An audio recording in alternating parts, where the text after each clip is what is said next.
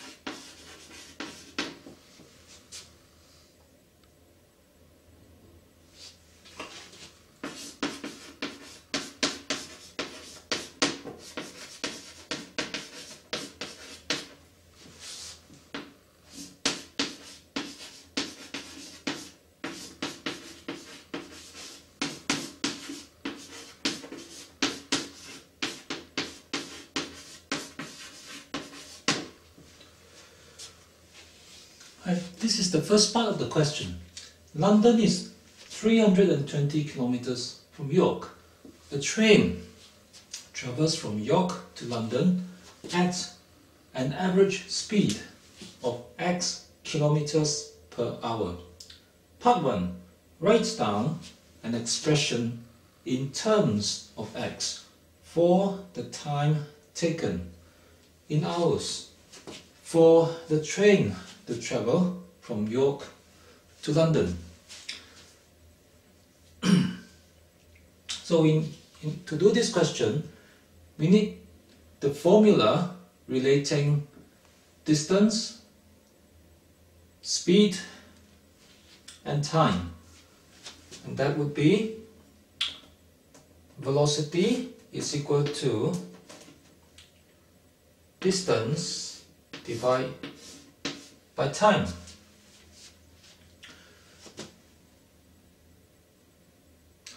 And the time taken we can get from this equation if we make t the subject. If we move t up here and v down there. Alright? Or if I multiply both sides by t and divide both sides by v, this is what I'll get. Time is velocity divided by distance.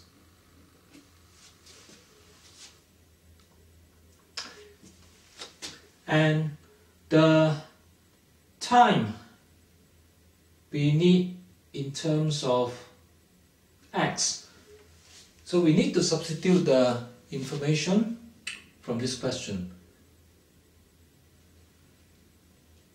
The speed v is x kilometers per hour, so this is v is x, and the distance d is 320 kilometers per hour.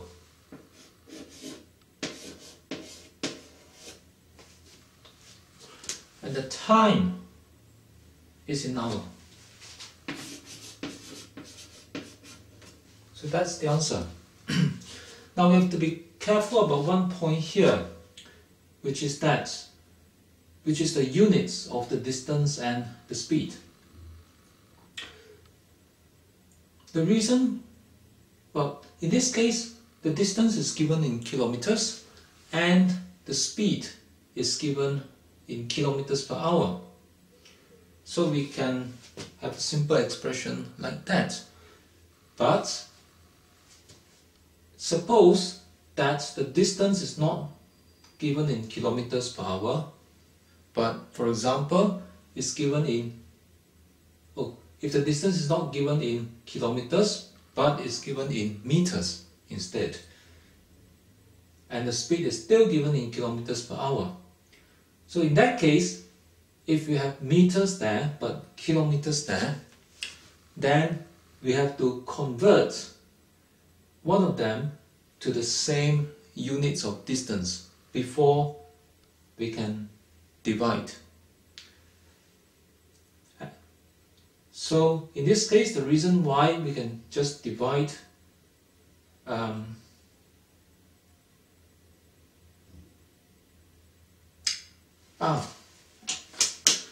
let me correct this. There is an error here. It should be d over v rather than v over d. So let's do this properly.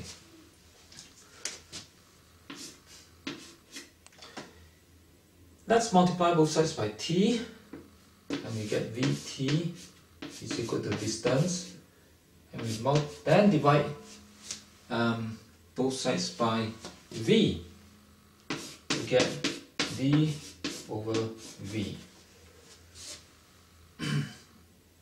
Alright, now we have the right expression. D should be 320 and v is x, hour. That's the correct expression, 320 over x. And as I was saying, it is only because both the 320 and the x have kilometers as units of distance that we can just divide them. Because when we divide this by this, the units, this unit, this one and this one, cancels. So that's the answer for this part.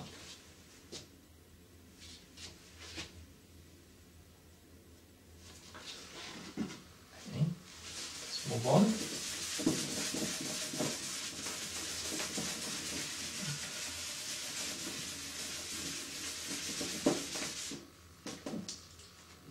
So that's the answer to the first part. I shall write that down as time is 320 over x hours.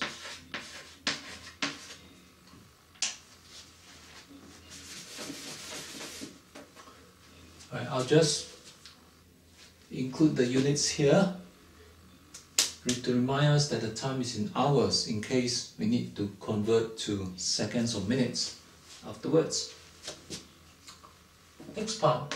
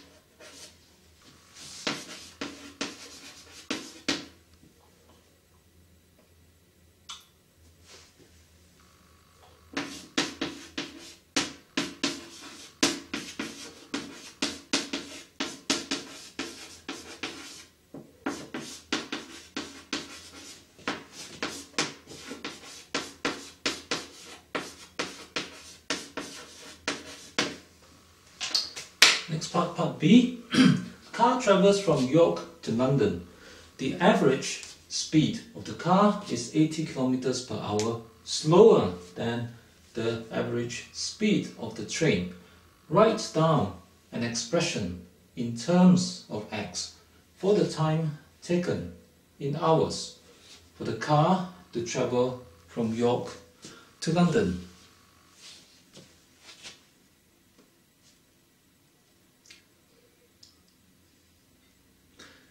Again, we need the formula relating velocity, time, and distance.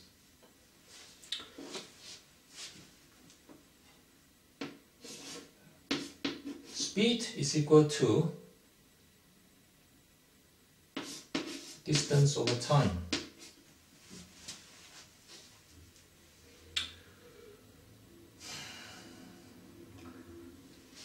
Let us now substitute this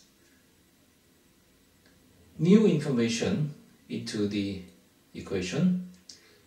The speed is given to be 80 kilometers per hour slower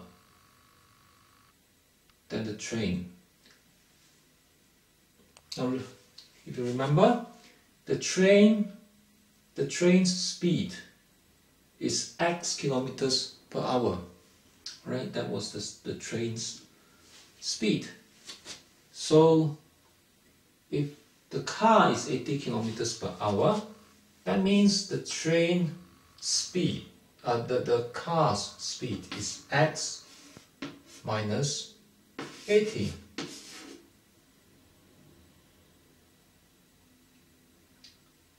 So in this case, this is the car's speed.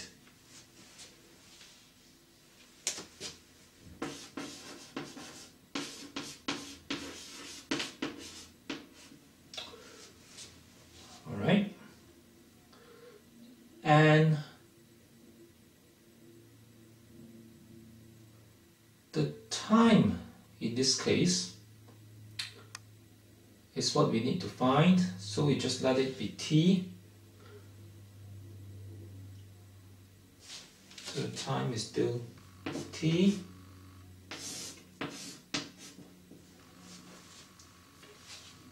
So I'm putting it into the formula directly as I find the values for each of this unknown or of this variable, and we then need the distance for the formula, and the distance from York to London was given as 320 kilometers. So into this d we put 320.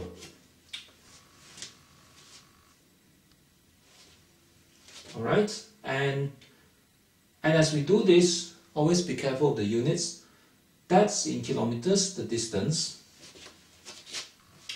And alright, this is the distance, and that's in kilometers per hour, the car speed. So it is okay to write them down directly because they have the same units. So at this point we don't have to convert, and t is in hours because the speed is in kilometers per hour. Alright, so the hour that means that the time here should be in hour as well. Okay, so this then is the relation, and we want an expression in terms of x for the time taken. So we want an expression for the time taken, and this means that we should make time the subject. So I should rearrange this so that I have time on one side of this expression. And the way to do this is, right, in the first step, I would multiply both sides by time. So if I multiply both sides by time, the time cancels off from the bottom here, by time here and here. So those cancel, and I have 320 left here. And when I multiply the left side by time, I must be careful that I'm multiplying by the whole of the left side. Alright, so the left side should be in bracket first, because I'm supposed to do this difference before I multiply by something else. That difference I'm supposed to do first. And then to make t the subject, I can divide both sides by this number, and that would get rid of that. So if I divide both sides by the same bracket, I will finally get t is equal to 320 divided by x minus 80. So that is the time taken by the car.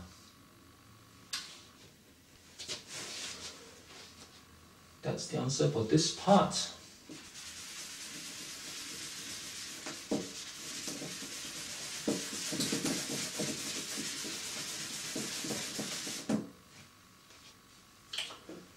And I'll write it down here.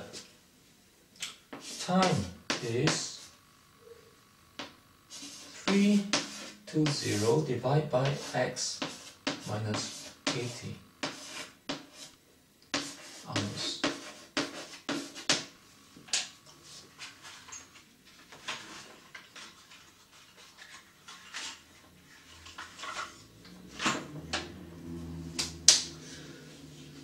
There are a few more parts to this question, and since it's an algebra question, most likely in the following parts we will be asked to use these two equations or expressions to solve some equations.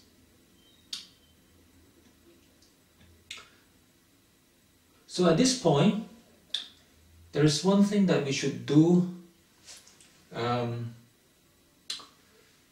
First, we should be a bit careful about the symbols or the letters used. Now let's take a look at this, the meaning of this x and t. If you remember, the x there was the speed of the train. So let me just write this down to make it very clear. X there is the speed of the train.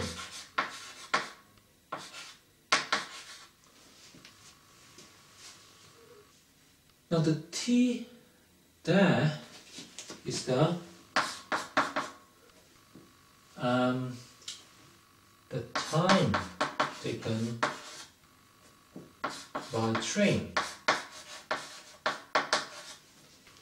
and the t there is the time taken by car. Now you can see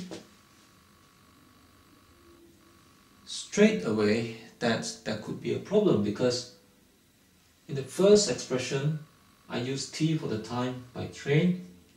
In the next one I use the same letter t for the time by car. So if I have those two expressions together, it can be confusing, because I don't know which t. I might forget which t is for which car, and if I actually try to add or combine the two expressions, I have no idea which t is which. So in this case, a good practice might be to make the 2t, give the 2dt a different symbol. Now, but t is a good symbol for time, because t is the first letter of time, and if you look at the letter t, it's easy to remember that it's the time, because it's the first letter of time. So The way to make a new symbol in this case is that it would be nice to keep the letter T for the symbol. So instead of using a different letter, we could add a subscript 1, just a little number next to the T. And I add a subscript 2 to the other T. So this tells the difference. If I see T1, it means the time by train, and T2, it means the time by car.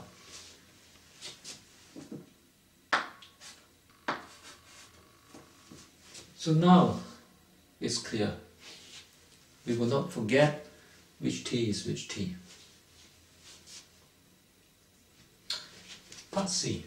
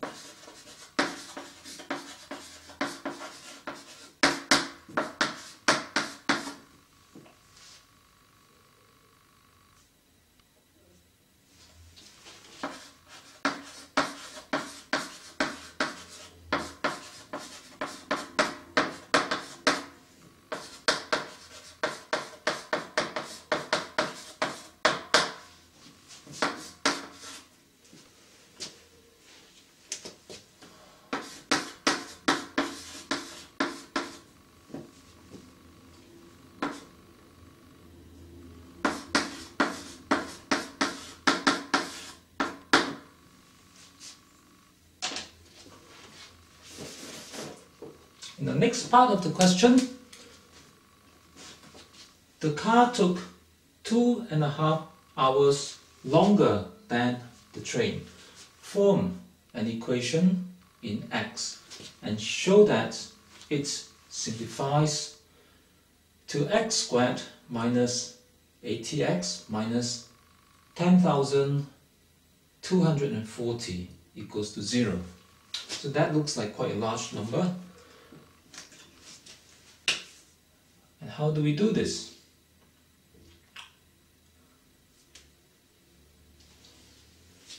Now in this case, we need to make use of the previous part of the question.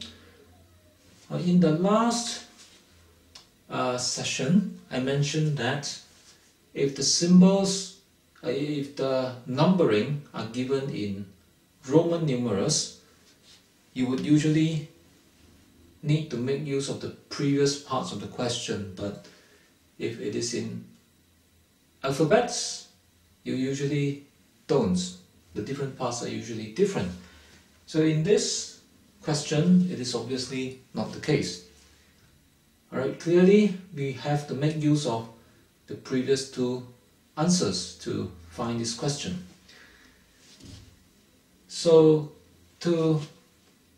we need to think about the last two answers, and in part A we found the time formula for the time by train.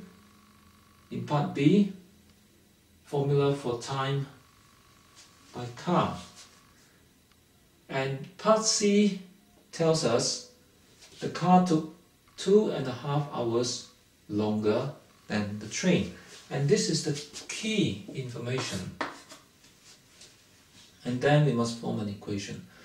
So to make use of this information, we look back at the two answers and we think about the connection between this time, this 2.5 hours, and the time by train and by car. So if the car took 2.5 hours longer, it means that T2, the time by car, is 2.5 hours more than the time by train.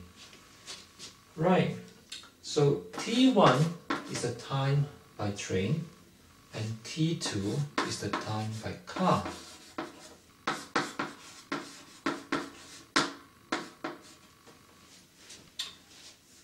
So this means that if I add 2.5 hours to the time by train, it should be equal to the time by car. And that's the connection in the form of an equation that we need.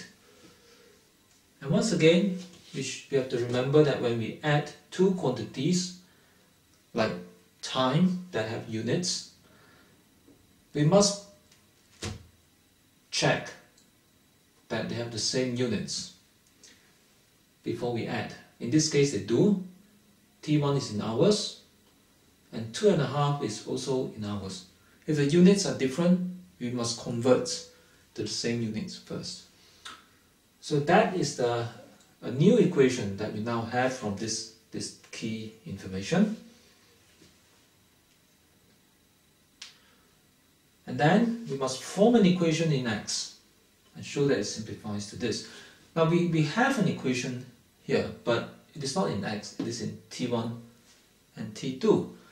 And if we need an equation in X, we must think about the connection between T1, T2 and X. And we have them here in the first two parts. T1 is related to X by this formula and T2 by this formula. So the thing to do is to substitute those two expressions into this new equation.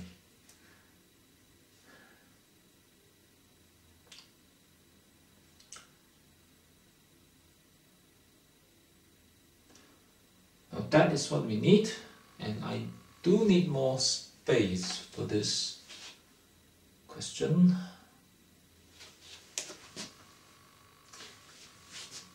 Let me start by cleaning away some of this.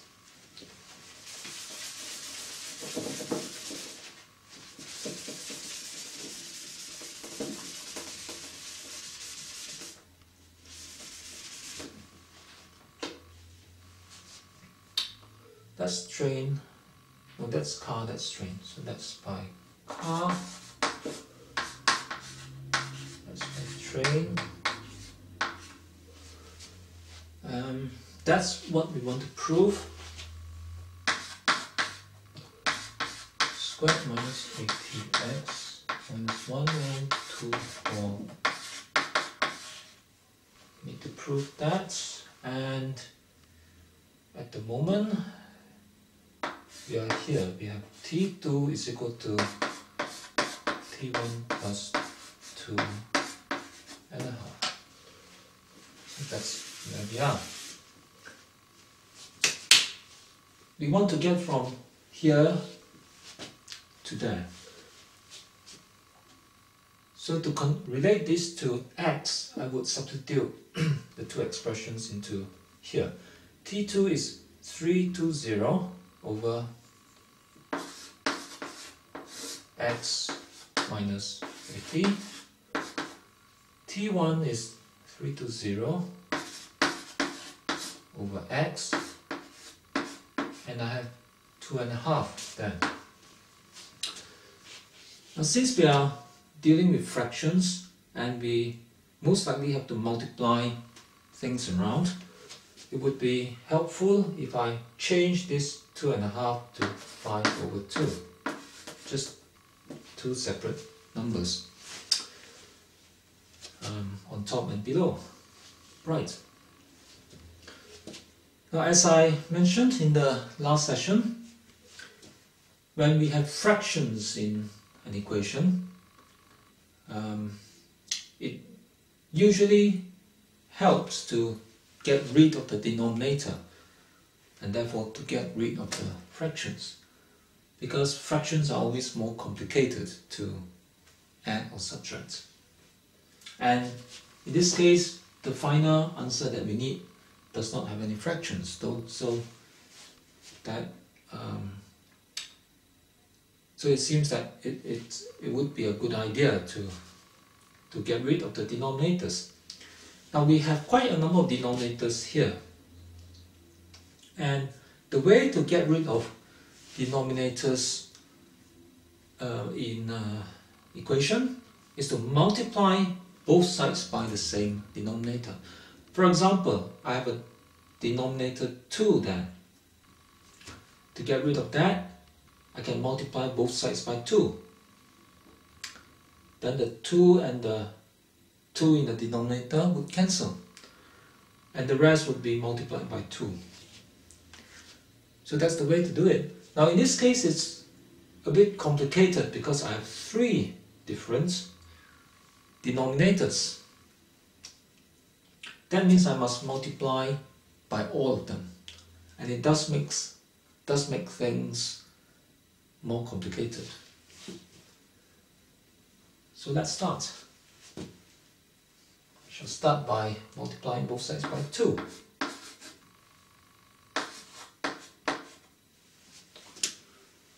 Alright. On the left side, when I multiply a fraction by 2, I multiply the 2 by the top number. Okay, because 2 really means 2 over 1. In case you wonder. So 2 is really 2 over 1, so 2 should be multiplied by the numerator in the fraction. And 2 times 320 is 640. Okay. And 1 times the bottom is the same, x minus 80. That's the left hand side. Now if I multiply the right side by 2, I must remember that the sum in the right side was already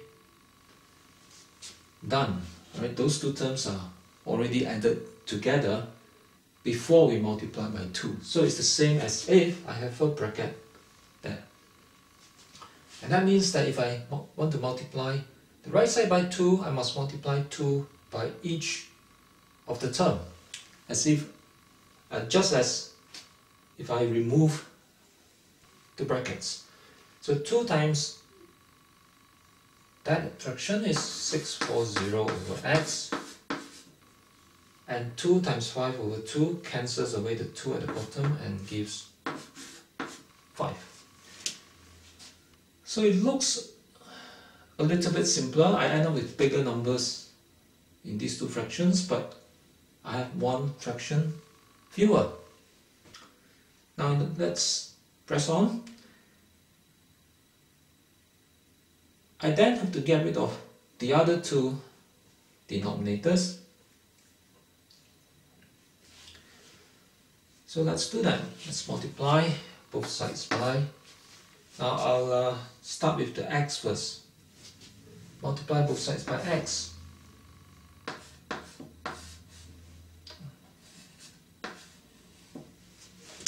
It's x, right?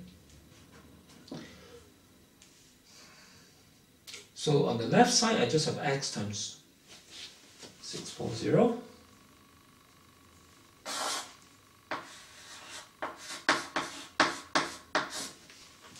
over x minus 80. And on the right side, remembering that I should put a bracket around the right side before I multiply. X times 640 over x will cancel the x at the bottom, so that gives me 640, and 5 times x is 5x. And it's definitely getting simpler. I have only one fraction left. And finally, to get rid of that last fraction, I would multiply both sides by x minus 80.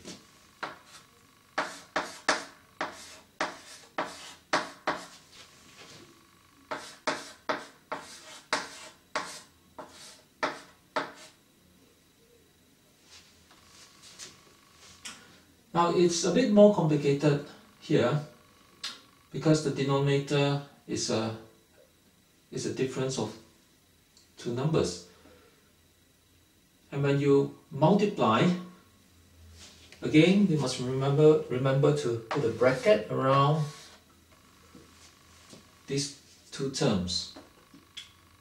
Right, because we are supposed to do x minus 80, or we are supposed to have done x minus 80 already before we multiply the two.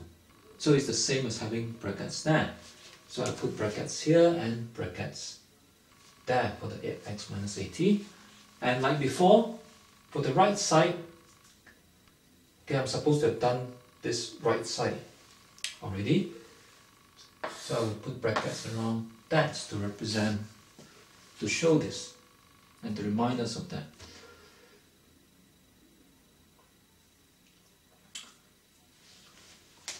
So moving on the left side, I have this expression that is starting to look a bit complicated.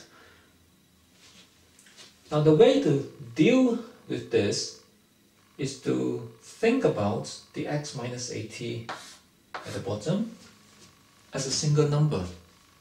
It's a single number in the sense that I'm really supposed to do x minus 80 before I do the fraction, before I do 640x over the x minus 80. So in that sense, well, the fraction here is like dividing by x minus 80. So x minus 80 is supposed to be calculated first. So in that sense, I can think of x minus 80 as just one number instead of two numbers. Okay, if we think that it has already been calculated. So we think about x minus 80 as one number at the bottom and the x minus 80 up here as the same number. So that means that I have a number on the same number on top divided by the same number at the bottom, and therefore I can just cancel them. Okay.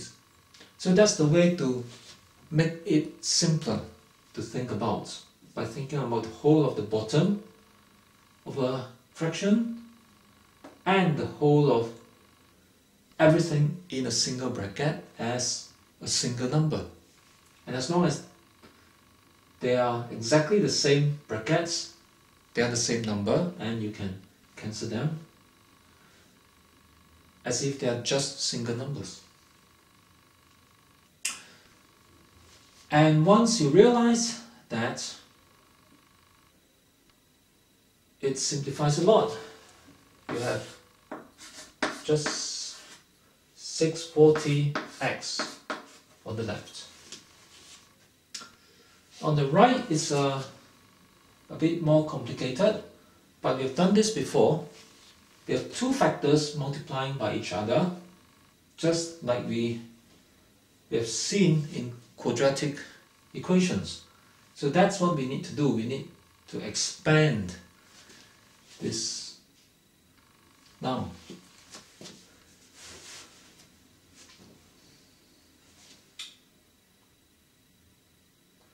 I'm just going to pick out some terms to make it easier. Let me start by doing 5x times x. That gives me 5x squared. Right. Then let me do 5x times 80. Times minus 80. And 5 times 8 is 40. So this gives 5 times 80 is 400. 400x. Okay, the next possible combination, okay, that x times 640. That's the easier one. That gives me plus 640x finally, 640 times minus 80. And that gives minus, there are 2 zeros there, 2 zeros, 8 times 64. Can use a calculator, or see if I can do it mentally. 8 times 4 is 32. So carry a 3 over. 8 times 6 is 48, plus 3 is 51. So I hope I got that right. 512. And now I have an expression with no fractions at all.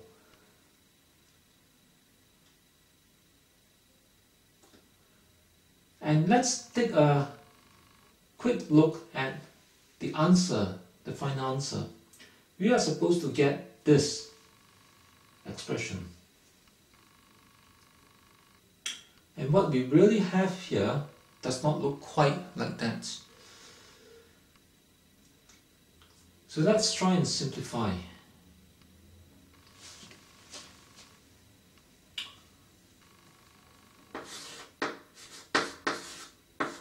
Start by simplifying this side. Now notice that I have a term in x there and a term in x there. We can simplify that. 5x squared is still 5x squared. And 640 minus 400 is 240x minus this number 51200.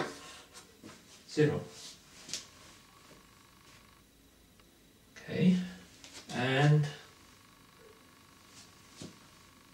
I have the equal sign there, and I have some numbers on both sides, but in the equation that we need, we have 0 on one side and the rest on the other side. So let me move, okay, this side has fewer numbers. Let me move that over to the left. So I would minus both sides by 640. And minus 640 from this side and minus 640 from that side, I would get 0 on the left side.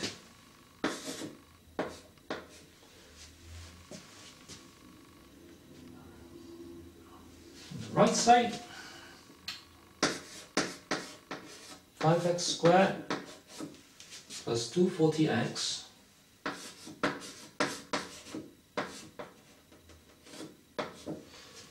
right, minus 51200 minus 640. So we got to add these two numbers. Right, let's try and do that. 0 plus 0 is 0.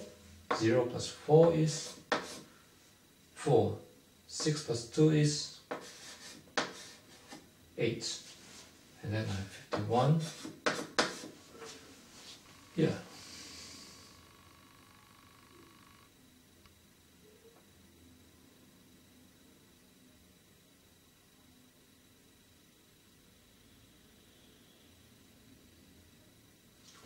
Now, does that give us the answer?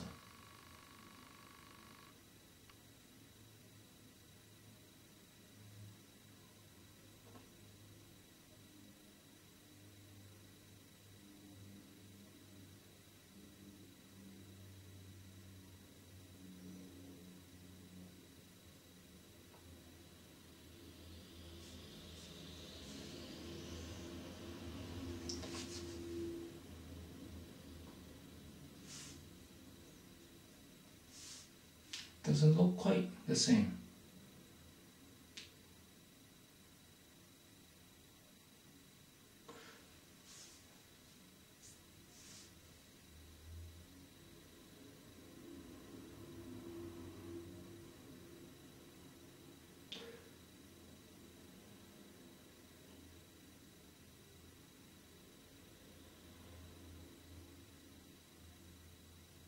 Let's backtrack a little to check that if we have made a mistake at some place. So starting from those two expressions, which should be okay, and we got this expression which comes from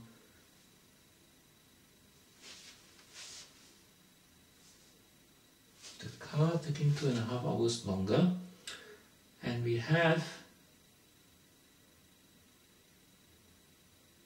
after substitution, we have this expression is equal to that, and then multiply both sides by a 2.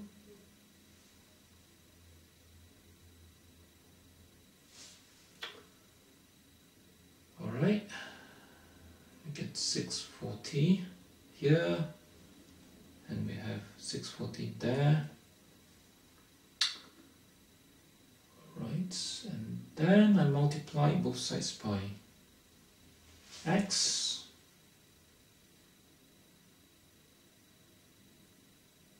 and I got this, and by x I got those two terms. That should be alright. And I multiply both sides by x minus 80.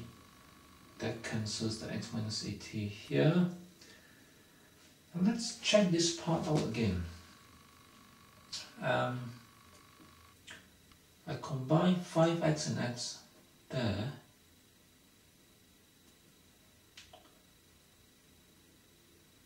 And I combine 5x and minus 80 for this.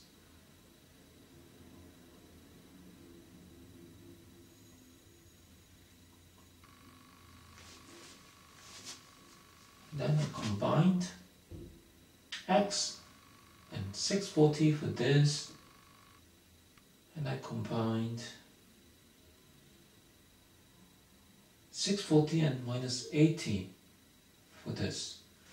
Let's check this out again. I have two zeros, and I have 8 times 4, 32, carry over 3, 48 plus 3 is 51. That looks correct.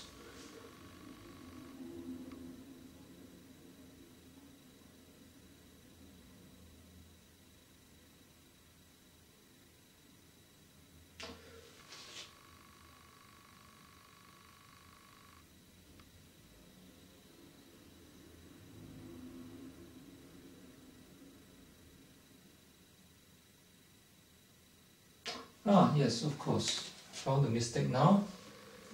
I should have an x there, but I left out the x there. So this happens all the time when you are doing long workings for algebra.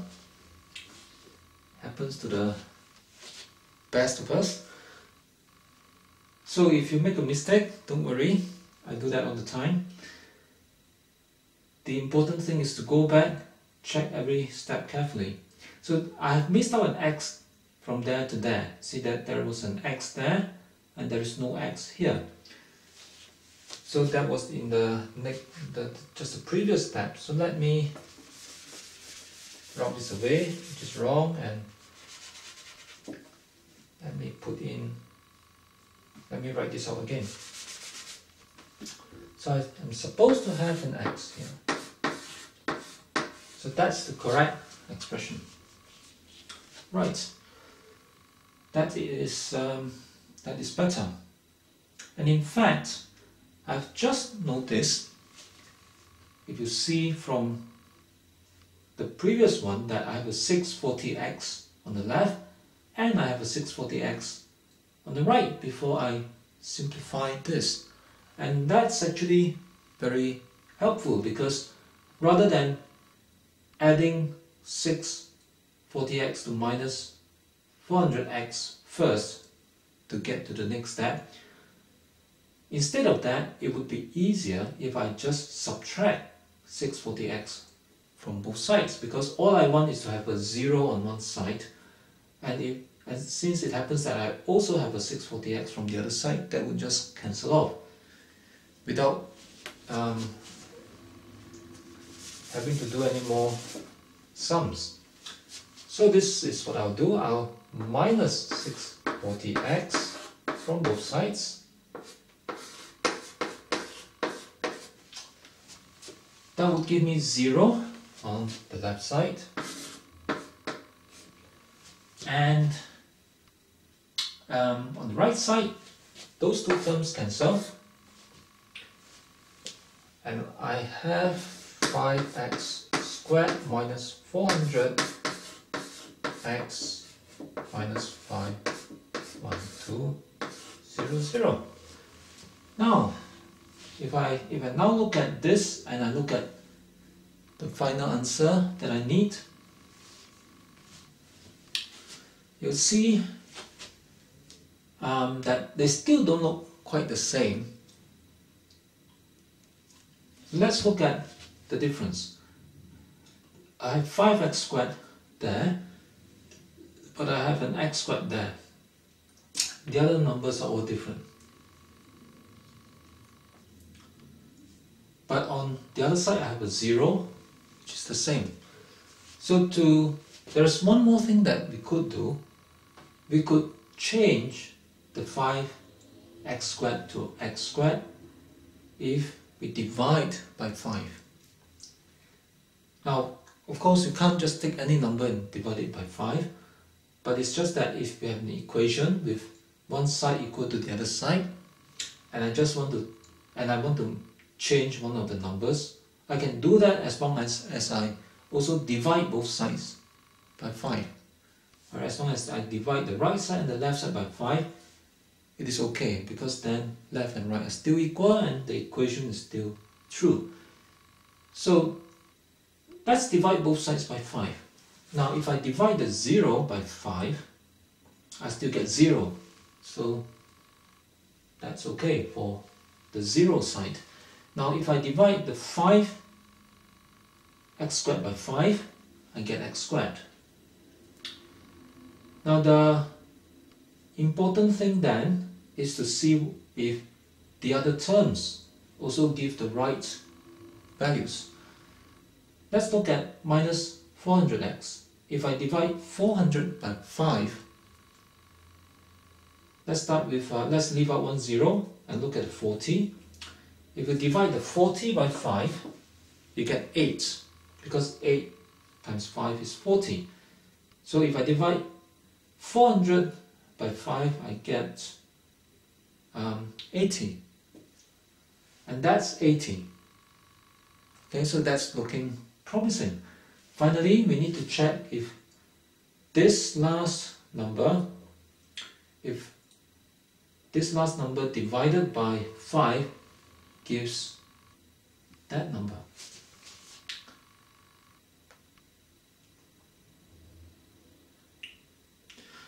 I believe it does. I'll leave you to do the calculation yourself. 51200 divided by 5 is indeed 10240.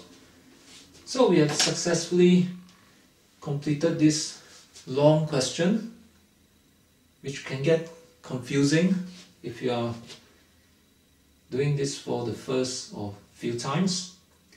And you can also see the kind of mistakes that can easily happen. You can miss out an x here or miss out a 0 there. And like I say, it happens all the time, and it really takes a lot of practice to reduce this mistake. But even then it happens, and if you don't get the answer, you just have to go back and check through every line carefully. We'll stop here for this session. See you next time.